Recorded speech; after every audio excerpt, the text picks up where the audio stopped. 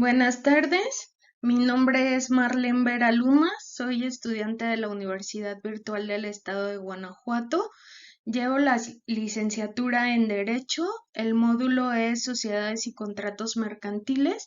El reto es el número 5, aplicación práctica de la norma a los contratos mercantiles internacionales. Mi asesor es el licenciado Alfredo Chávez Aguado y mi matrícula es 2103-6879. A continuación les voy a hablar sobre el caso de un contrato mercantil internacional. Bien. Caso. El Hospital Caminemos Juntos, ubicado en España, celebró un contrato con el laboratorio Collins & Phillips, ubicado en Nueva Zelanda. El objeto del contrato fue la adquisición de una caja de material de uso quirúrgico, 10 camas de hospital, 5 máquinas de oxígeno, una caja de apósitos benditas adhesivas que el laboratorio entregaría al hospital. Las negociaciones se hicieron mediante intercambio de correos electrónicos. El precio pactado de la mercancía fue por la cantidad de 2 millones de pesos y culminó con la firma electrónica del contrato el día 30 de enero del 2020. Se estableció como tiempo máximo de entrega de la mercancía 3 meses. El mes de junio de 2020, al llegar la mercancía, el personal del hospital revisa la entrega y hace las siguientes anotaciones. Se recibió una caja de material de uso quirúrgico, una caja de abatelenguas y 4 aplicadores, 4 máquinas de oxígeno y el embalaje de 3 de las 10 camas del hospital estaban defectuosos. A continuación vamos a darle respuesta a las preguntas del caso. ¿Qué tipo de contrato mercantil celebraron las partes? Bueno, pues las partes realizan un contrato electrónico internacional de acuerdo con Arias Pou, citado por Scotty 2012, página 65. El contrato electrónico es una modalidad en la cual los actos preparatorios definitivos en ejecución, formación, perfeccionamiento se producen de modo electrónico u online, es decir, mediante la transmisión de datos a través de Internet.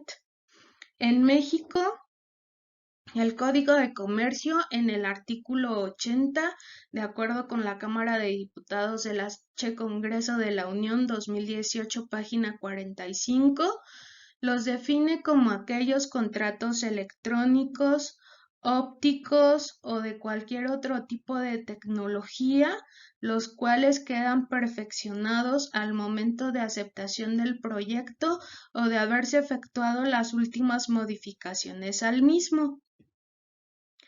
Siguiente pregunta. ¿El contrato se puede considerar de carácter internacional? Di sí o no y por qué. Se considera de carácter internacional porque es un contrato de compraventa de mercaderías donde los contratantes tienen su residencia habitual en estados diferentes, produciendo alteraciones positivas o negativas en la economía de ambos países. En esta misma línea, la regulación jurídica por la que se tutelan es distinta entre ellos, de acuerdo con la Convención Interamericana sobre Derecho aplicable a los contratos internacionales, citada por Peña 2014, página 176. Bien, continuamos con la siguiente pregunta. ¿Qué tipo de contrato internacional celebrado por medios electrónicos identificaste? Bueno, pues de acuerdo con Scotty 2012, página 70, estamos ante un contrato B2B de empresa a empresa celebrado en línea y ejecutado fuera de línea. En otras palabras, es decir, un contrato que celebraron dos empresas en en el cual los actos preparatorios como negociaciones, cláusulas, modificaciones al proyecto fueron hechas vía Internet. Sin embargo, la entrega de la mercancía es de forma física recurriendo a los medios tradicionales de transporte. Ahora bien, siguiente pregunta. ¿Qué obligaciones corresponden a cada parte por la suscripción del contrato? Según lo dispuesto en el artículo 30 de la Convención de Viena de 1980 sobre compraventa de mercancías en su capítulo tercero, citada por Sierra Alta 2018, página 224, son obligaciones del comprador la transmisión de la propiedad y entrega de las mercancías al comprador, la individualización de las mercancías cuando no se tengan identificadas, cumplir con la fecha de entrega establecida en el contrato, enviar aviso al comprador de la salida de la mercancía de sus instalaciones, celebrar los contratos necesarios para que la mercancía sea entregada hasta las puertas del comprador en buenas condiciones y proporcionar información al comprador sobre el estatus del transporte de las mercancías, pagar indemnización por daños y perjuicios en caso de mora a la entrega y también la resolución del contrato. Las obligaciones del comprador, de acuerdo con el artículo 53 del Convenio de Viena citado por Peña 2014, indica que la principal regla del comprador es pagar el precio de las mercancías como se estipuló en el contrato, adoptar las medidas necesarias para la realización del pago, recibir la mercancía aun cuando no cumpla con lo establecido en el contrato, según lo indicado en el artículo 60 del multicitado ordenamiento. Manifestar su rechazo de las mercancías de acuerdo con el plazo de revisión indicado en el contrato y resolver el contrato. Aquí vamos a hacer un paréntesis. Al hablar de la resolución del contrato, se están refiriendo a la rescisión del mismo. Bien, esa es la respuesta. Ahora continuamos con la siguiente pregunta.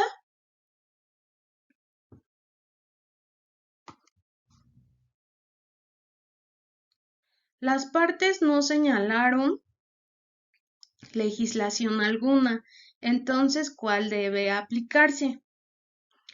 Tal como menciona Peña 2014, páginas 176 y 183, en ausencia de una legislación aplicable al contrato, los tribunales pueden recurrir a la ley del país con la que haya vínculos más estrechos o bien de manera supletoria a las normas del derecho internacional privado, tales como el Instituto para la Unificación del Derecho Privado, UNIDROIT por sus siglas en inglés, la Comisión de las Naciones Unidas para el Derecho Mercantil Internacional, UNCITRAL por sus siglas en inglés, la Cámara de Comercio Internacional, la Convención de las Naciones Unidas para la Compraventa Internacional de Mercancías. Ahora bien, siguiente pregunta. Considerando que la recepción de la mercancía no fue acorde a lo que se celebró en el contrato, ¿qué opciones crees que tenga el hospital frente al contrato?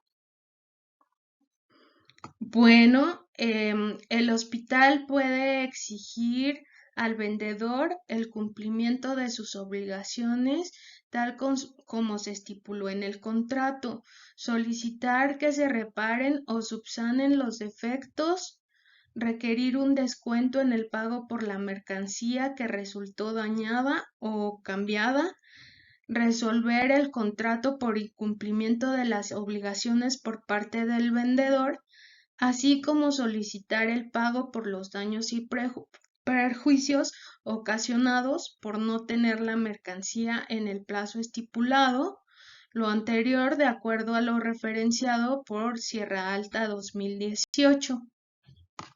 Siguiente pregunta. ¿Crees que procede la cancelación del contrato? Sí procede la cancelación del contrato. De acuerdo con Peña 2014, la convención permite al comprador, sin necesidad de proceso judicial, la resolución del contrato si el incumplimiento resulta esencial o si no cumple con el plazo supletorio de entrega, es decir, que el vendedor entregue de forma tardía o dañada las mercancías, como sucedió con el hospital.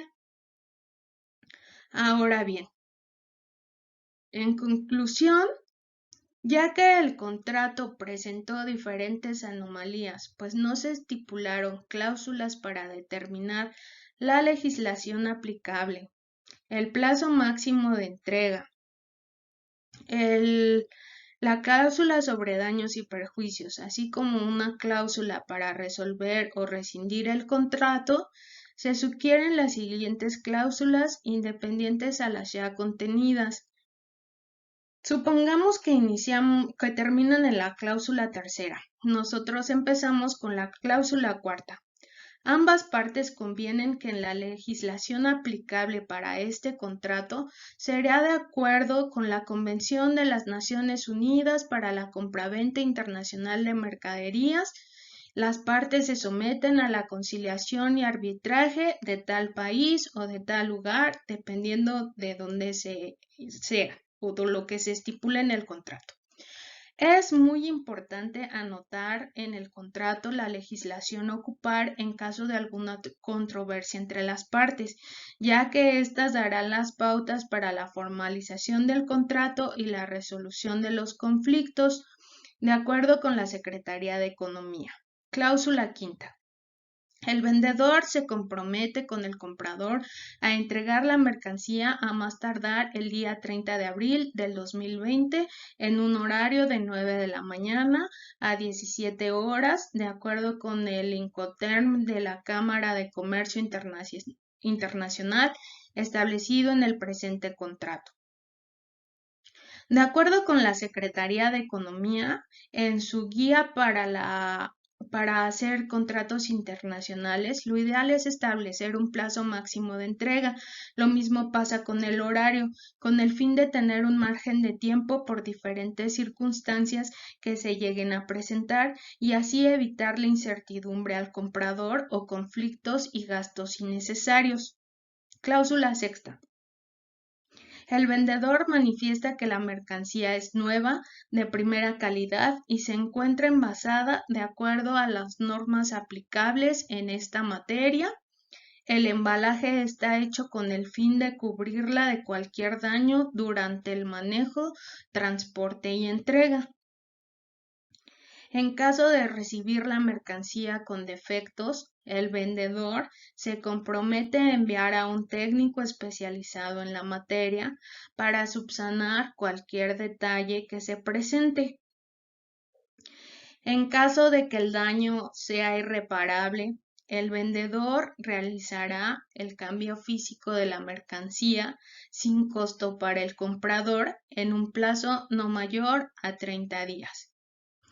Ahora bien, el vendedor no solo debe comprometerse en entregar la documentación necesaria que acredite que la mercancía es nueva y de alta calidad, sino también debe responsabilizarse por los daños que ésta sufra durante el envío, transportación y entrega de la misma, sin causarle prejuicio al comprador.